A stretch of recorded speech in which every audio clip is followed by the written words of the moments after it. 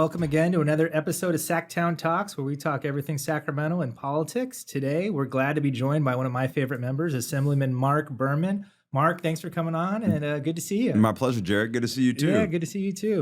So for those who don't know the Marc Berman origin story, we're just kind of quickly catching up. Kind of talk to us. How'd you get to Sacramento? Kind of where'd you start out, and how'd you end up here? Yeah, started out, grew up in Palo Alto, born in Texas. Really? Wow. Yeah. Lived there until I was about to turn 4 years old. My mom says that for me and my older brother, while we were living there, her sole goal was making sure that we never developed Texas accents. Yeah. Because she's like, this is temporary. We are not. Mission accomplished. Yeah, exactly. Do you remember it all? She did well. I remember riding my bike with training wheels into a truck. And I remember playing in the creek. In the creek, looking for lizards and that kind of thing. Yeah. But not a ton of memories. Some kind of vague memories. But grew up in Palo Alto. Left for college, and then ended up at Georgetown in DC. Worked on political campaigns actually in South Dakota, Louisiana, Kentucky. Back to South Dakota. I worked on 2 U.S. Senate races in South Dakota.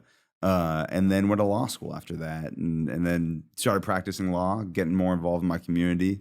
Got elected to the Palo Alto City Council. Did 4 years on the Palo Alto City Council. I think it would have been harder to get reelected to the Palo Alto City Council than it was to get elected to the Assembly. Really? So I had the chance to run for Assembly in 2016, and here we are. So it's been a great path. How many years did you spend, working campaigns between undergraduate and law school? 3 years. 3 years traveling all over the country, never owning more than I could fit in the back in the back of my Maxima. And it was an awesome opportunity to live in places across the country that I would have never even visited. But also to see, growing up in Palo Alto, growing up in the Bay Area, beautiful area, amazing community, but it's a bubble. And so this was an opportunity to live in other parts of the country and literally going door to door talking to voters. You really get to know people and get to know different people than I'd grown up with. And that was I think an informative experience for me. And what was this like? Was this late George Bush years, or it was 02, 03, 04. So middle of George Bush years. Bush Kerry campaign. Was that the one you were working? In 04, I was on the Tom Daschle campaign. And he was a Democrat? A Democrat from South Dakota, and he was the minority leader. So he was the most powerful Democratic senator at the time. South Dakota, it's got to be pretty red, as I remember today. And back then, they used to elect Democrats to federal office, and then around that time, that switched. And so our job was to get 10% of the state that voted for George W. Bush to also vote for Tom Daschle, because Bush won the state by 20 points. Right. And so we had to get 10% of those people to, very challenging, really grassroots. Door-to-door, conversation-to-conversation campaigning, a little different than California. Right. And we lost by 1.5%. We won the race in 2002 by 0.15%, at 524 votes to win a Senate race. I mean, it was an awesome experience. Right. And then we lost in 04, and that sent me to law school. But a lot of my colleagues went to go work for the junior senator from Illinois with a funny name. And so they went to go work for Barack Obama when he got elected in 04 and ended up in the White House. So your friends who stuck it out, went and worked on that next campaign, what did they catapult to? Yeah, they what did Marc miss out on? I was literally, and you can appreciate this, I was studying for the bar exam in law school in 2008, while my former colleagues from both the 02 and 04 Senate races, because a lot of us worked on both, were running Barack Obama's presidential campaign. And so you had Jennifer O'Malley Dillon, who was currently Deputy Chief of Staff to Biden in the White House and just transitioned over to the campaign side.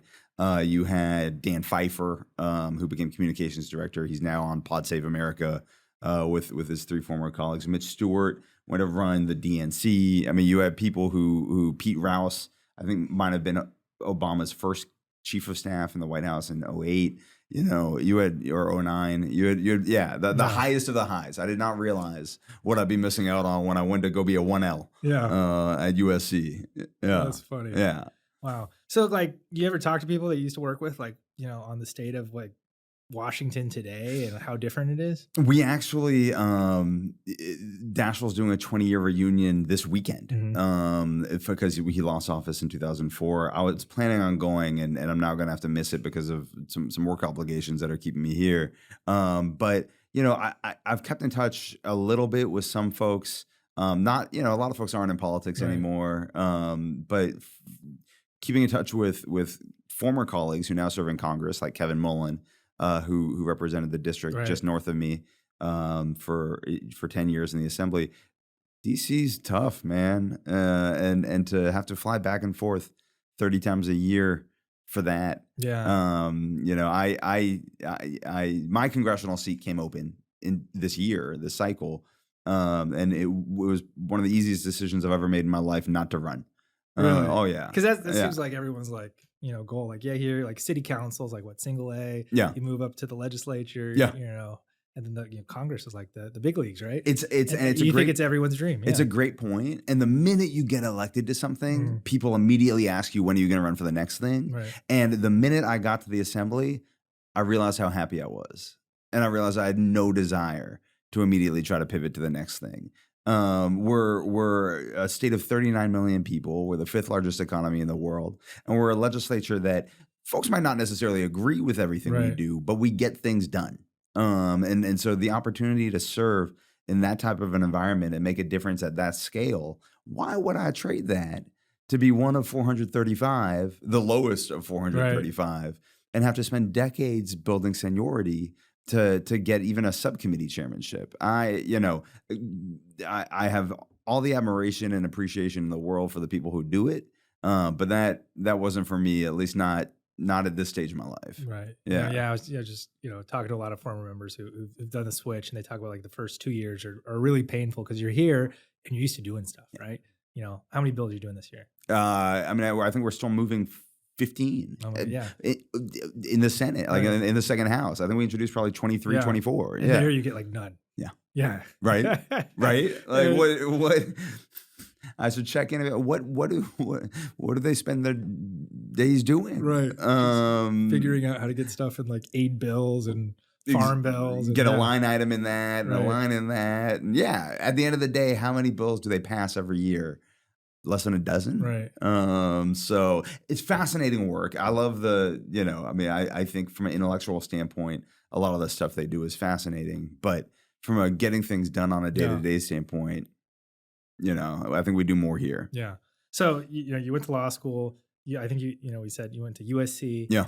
I think you worked in the LA area for a little bit. What got you back up north into Palo Alto, and what got you to actually run for office? So it was actually after law school was when I spent time as a summer kind of associate in a law firm in LA. But then when I graduated from law school, I knew I wanted to come home. And so I only looked at law firms in Northern California to go work for after And this graduating. is like during the great financial crisis when there's probably not a lot of law jobs. Yeah. So I graduated from law school in 08. And that was like right when the downturn hit, and you had, partners were poaching work from senior associates. Senior associates were poaching work from mid-level associates. Mid-levels were poaching work from junior associates, and junior associates were sitting on their thumbs and worried about getting fired.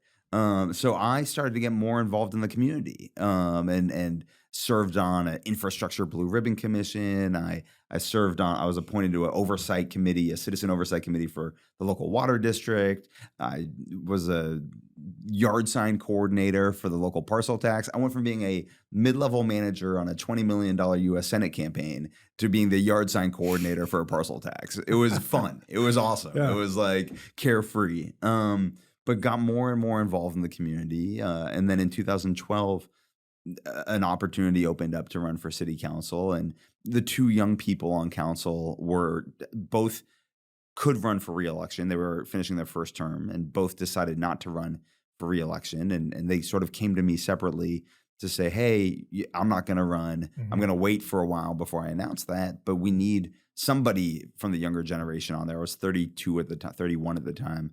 And so they encouraged me to run, and I'm very grateful you're for killing that. it down here at the yard sign. Yeah, exactly. You throw those stakes in the ground like nobody else. Right. So, it's time to promote you to the council. And it's not like a full-time job, right? This is half-time work, no time pay. Mm-hmm. For Palo Alto, which is a pretty demanding community, it took to do the job well, 20 hours a week. And you were a practicing lawyer at that time. I was practicing law. During that time, I transitioned and went to work for an education nonprofit because that gave me a little more flexibility in hours. I was going to say, if you're working for a firm and having to bill $60 a week. No patience for extracurricular activities. Right. So I went to work for an education nonprofit, and I was serving on city council. And then a couple of years into the city council term, when I made the decision to run for assembly, was also campaigning for state assembly. So it was like 3 jobs in one for about a year and a half there. And it was fun, but exhausting. Yeah. A lot of work. Yeah. So then, the assembly seat opens up. Was it a tight race? Was it something you kind of preordained that Marc Berman is going to? In my mind, my mind, it was preordained. I was the first candidate to jump in the race. I raised a good chunk of change before that December 31st, 2014 fundraising deadline. A little bit into the new year, I can't remember exactly when, my predecessor, Rich Gordon, endorsed me. I felt pretty good. I scared away nobody. And so I ended up having 7 opponents in the primary. Oh, wow. Yeah, it was 5 Democrats, 1 Republican, 1 no party preference, 1 Libertarian.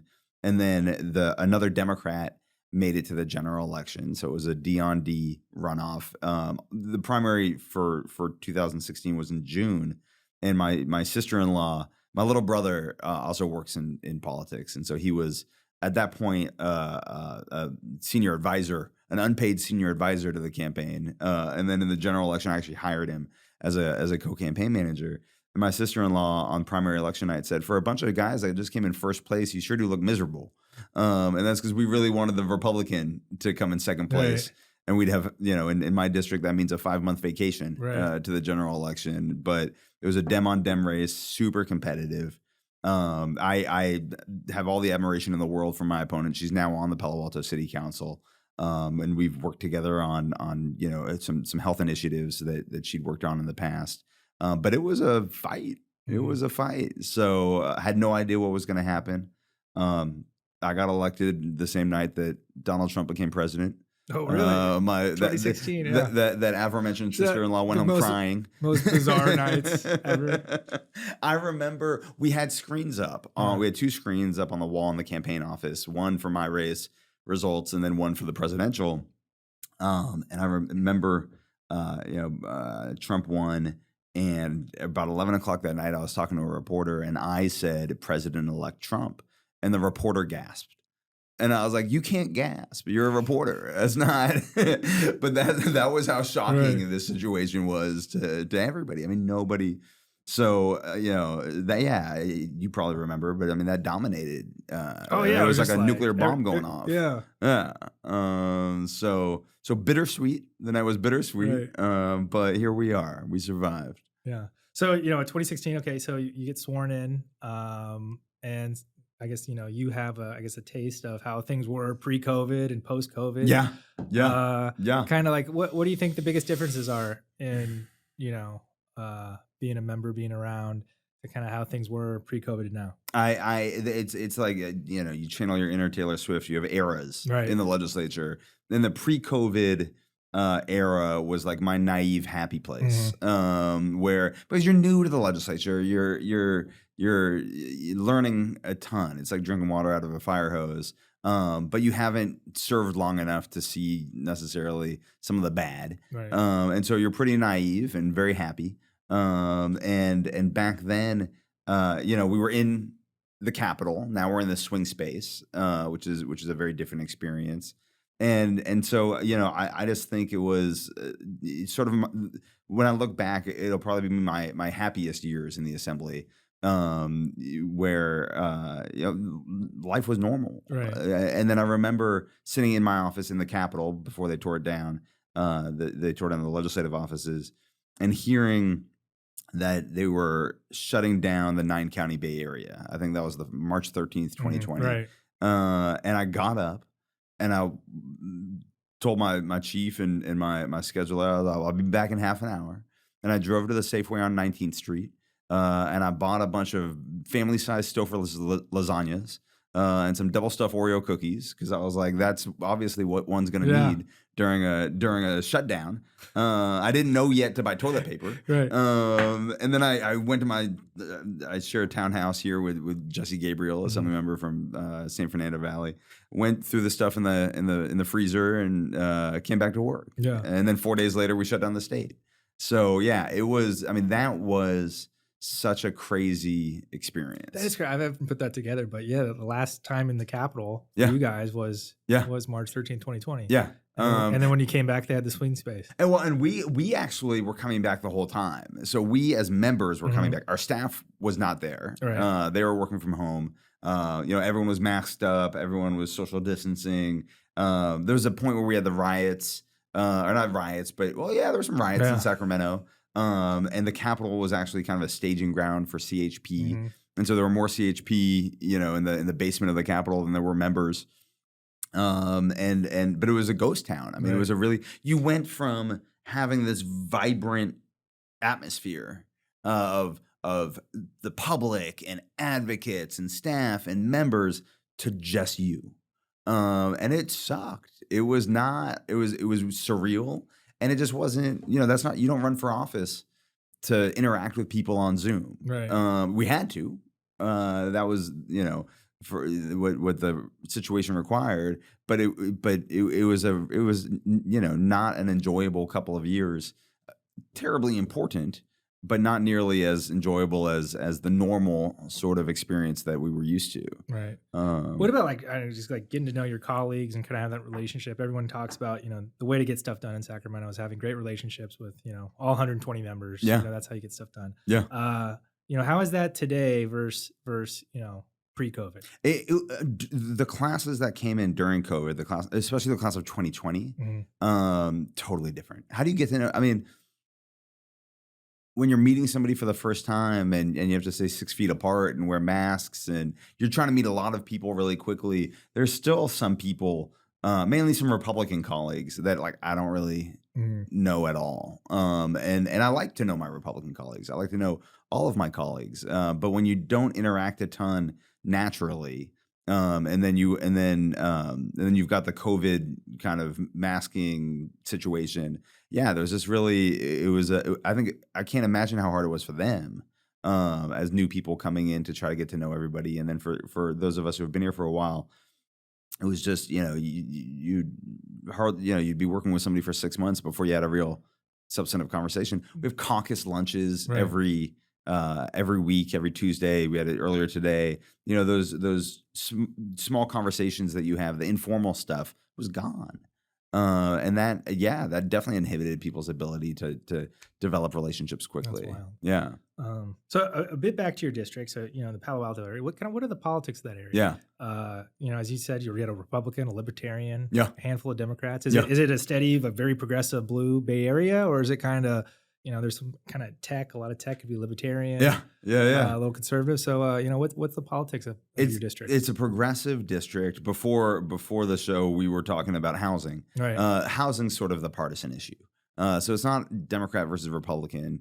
It's pro-housing versus not very pro-housing. And that's that's why I joked earlier that it was easier to run for assembly than get reelected to the Palo Alto City Council. Right. I'm a very strong supporter of building more housing. That's because I see what it's done to my generation and the generation coming up after mine, and how hard it is for those people to buy condos or townhomes. I mean, anything in my region. And I think that's bad for the community. I think that that negatively impacts the overall community. And so I've been a strong supporter of building more housing in every community. And that is not terribly popular in some parts of my district. I would just love to go to a Palo Alto City Council meeting today. Yeah. I went to one in Clovis not too long ago, and it was like, I think I had a 3-acre parcel in kind of a subdivision area. Yeah.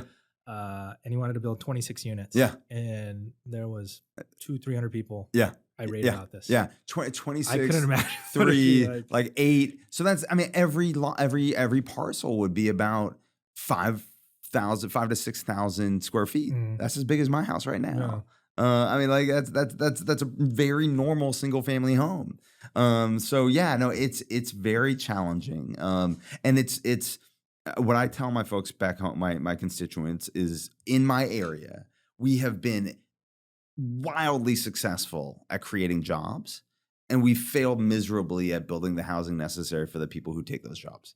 And that's directly led to the housing and homelessness crisis that negatively impacts the environment, because people live in, I mean, when I was practicing law at Latham and Watkins at this big firm, one of the legal secretaries, and this was 2008, 2009. So 15 years ago, one of the legal secretaries was driving in from Tracy. Yeah. How far are they driving in from now? Modesto or Stockton. I mean, and they're not driving Teslas, right? They're driving internal combustion engine cars. They're just them in the car, spewing all sorts of greenhouse gas emissions. You know, this is bad, because one thing my district does strongly support is the environment. And part of that's because they're seeing the impacts of climate change. I represent communities on the San Francisco Bay, and I represent communities on the Pacific Coast. I have about 40 miles of California coastline, and both sides are getting impacted by sea level rise and climate change.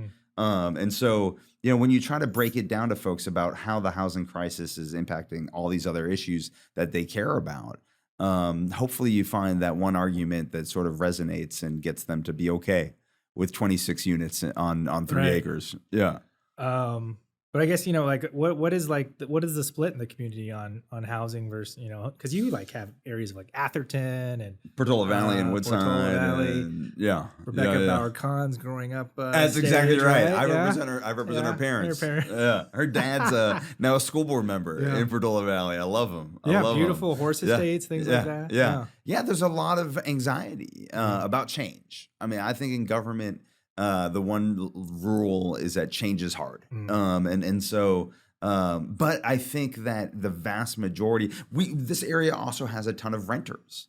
Folks don't know about it. I think 50% of the homes in my district are renter occupied. And so these are people who are being terribly impacted by the high cost of living. They don't own their home. They didn't buy it 30, 40 years ago and have a low mortgage. And so, you know,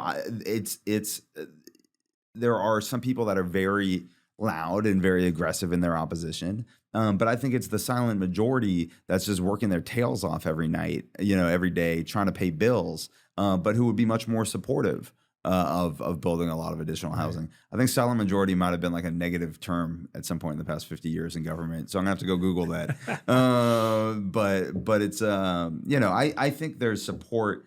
I think it was tough in 2012. I think it's easier now because people see it every day. Because prices are like doubled. We thought they were ridiculous in 2012. Exactly right. And homelessness has gotten way worse, right? And you see that directly. It's directly connected. Yeah. So, yeah. So, you know, earlier we were talking about you have 15 bills pending over in the Senate. Kind of what's your ledge package looking like, and kind of what's your focus this year? I suffer from being interested in everything. And so it's a pretty kind of diverse ledge package. But one of the things, I mean, going back to my district, one of the things that I have a lot of companies, a lot of tech companies, and those tech companies need a future workforce.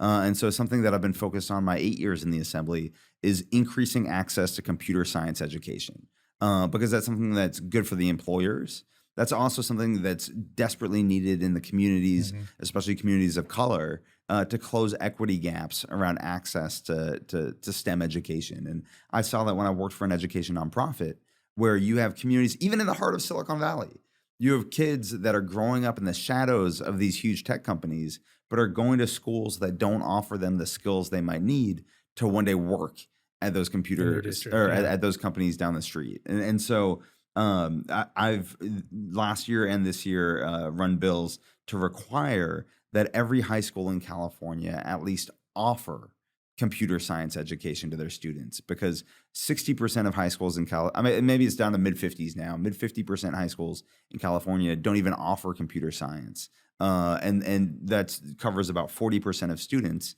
And that puts us behind 31 other states in the country. Wow. 31 other states in the country already require that computer science at least be available. 8 other states have it as a graduation requirement. And these are like Nebraska and South Carolina and North Dakota. And I mean, these aren't states that we should be looking up to when it comes to our education policy. So increasing access to computer science is important. Also increasing access to media literacy and AI literacy. You know, artificial intelligence products are only as good and useful as the people that use them. And so we need to train and educate the next generation to use the products and use them responsibly, because there can be a lot of abuse that can be that can really damage society if these products aren't used ethically and responsibly. And that takes another bill that I've got is prohibiting the creation, possession, or distribution of AI-generated child sexual abuse material. The District Attorneys Association and mainly the district attorney from Ventura County came to me in the fall and said, we're catching people that have in their possession child sexual abuse material, what used to be called child pornography. But because it was generated by AI, it's not actually illegal under California law, where it has to be of an quote, I remember in law school, one of my law books had this as a hypothetical. Like, what if this happened? Did they really? And it was that? We're like, that's absurd. Get out of here. And that's what I thought. I was like, there's no way this is. Why are we arguing about this? This is a thing? Yeah. And it turns out it's an awful thing. And there's massive amounts of content flying around the internet, and especially the dark web. And so it's wanting to promote the responsible use of the technology in ways that can benefit society, but also wanting to put guardrails around possible abuses of it. And I have that for that CSAM bill, child sexual abuse material. And then also in the election space, I chaired the elections committee for 5 years. I've done a lot. I actually had the first bill in the country back in 2019 regulating deepfake images in elections. Do you remember Jordan Peele from Key and Peele? Yeah. He did one of the first like well-known deepfakes of Barack Obama back in 2018, and he put it on the internet, and I saw that and I was like, oh, that's hilarious and also terrifying. Right. And so I had a bill in 2019 to regulate deepfakes. I've followed up this year with a bigger bill to regulate this type of material and put a little more responsibility on the social media companies to do more to regulate the dissemination of that kind of content on their platforms. So it's a challenge. It's there's some opposition to that one. Yeah, I guess from my district, right, for what it's worth. In your own backyard. Yeah. Right? Yeah. You just passed a budget. You kind of dropped earlier that you shared a townhouse with the new budget chair, Jesse Gabriel. Yeah. Kind of what's in this budget? Kind of what can we expect going forward? We're still working out the final negotiations with the governor. We passed a sort of first draft by June 15th, and then the negotiations with the governor continue. I think our goal in the Assembly Democratic Caucus is protecting the progress that we've made. We recognize that we're in a much tighter budget situation. Frankly, upwards of $37 billion deficit, I think is the last I saw. And so we know that we're not going to be able to necessarily fund all of the projects that we've done in the past, but we don't want to go backwards, and we don't want to kind of cause harm at a time when people are struggling the most and are most in need of social services and the social safety net. So we're trying to maintain, funding for education. We're trying to, make sure that those who are struggling the most, continue to get the help that they need. But we're also having to dip into reserves a little bit to do that. That's why we built those reserves up in the first place. But not use so much of the reserves that we don't have that available in future years. So it's it's not as fun as it was my first 7 years when we had lots of surpluses. Tons of cash, but we knew that was going to happen. The California economy is cyclical, and hopefully everybody is just a little disappointed in the budget. Mm-hmm. I mean, I don't think anybody's going to be ecstatic, but hopefully nobody feels like they hopefully no kind of sectors of society feel like they really got the short end. It's causing everybody to tighten their belts a little bit. Yeah. You're chair of the BNP committee, right? Right. Yeah. We're coming up to the end of session, towards the break. You're getting the Senate bills. Yeah. Kind of what's it been like working in the BNP committee this year, and kind of what have you been working on? I love BNP because the breadth of issues is just so huge. Yeah. What drew you to that? That's a longer story. Yeah. And I was one day I was told that I was becoming BNP chair. Mm-hmm. And that isn't necessarily one that you turn down. I'd been serving on the committee, but some dominoes fell. Mm-hmm. And the opportunity kind of came up. And I was put there. But that first committee hearing that I had after becoming BNP chair, it was just a handful of bills. But the two controversial bills, one was on tow trucking and one was on phlebotomy. And I still can't spell phlebotomy. I had to go watch some YouTube videos to kind of train up. But phlebotomy is the drawing of blood. And it was whether or not a certain product could be used in the fight. Everything's a scope of practice fight between different professions. And who would have known that the eye doctors are so vicious? Ophthalmologists versus optometrists and mumps and bumps and corneal cross-linking. And I learned so much being chair of the BNP committee. And I'm fortunate that I've got a great staff who have a lot of experience, and that bill that you're referring to, between the eye doctors, between ophthalmologists and optometrists, they're like fighting over something every year. I was like, what? I remember my first meeting with them. I can't remember which side, and they said, "Do you want me to start with the 40-year history of this fight?" And I said, "No, we have 15 minutes for this meeting." I mean, you use the 15 minutes how you want, but I wouldn't go 40 years deep. They teach you guys this in med school the first day. So it's fascinating, but it's also very technical. Right. And for us at the end of the day, it's trying to make sure that consumers stay safe. But then also that we create a regulatory framework where we're not unnecessarily impeding people's abilities to do jobs that they're qualified and trained to do. Mm-hmm. But the devil's always in the details, and there's a lot of kind of scope of practice fights. Right. Yeah, that's funny. Yeah. Well, I know you got to go, but thanks for taking the time to stop by and chat with us. A ton of fun. Thank always you, Jarhett. A pleasure, and maybe we can get some more time from you, get a couple more stories out of you next time. Good. Looking forward to it. Appreciate you. Thanks, Marc. All right, brother. Bye.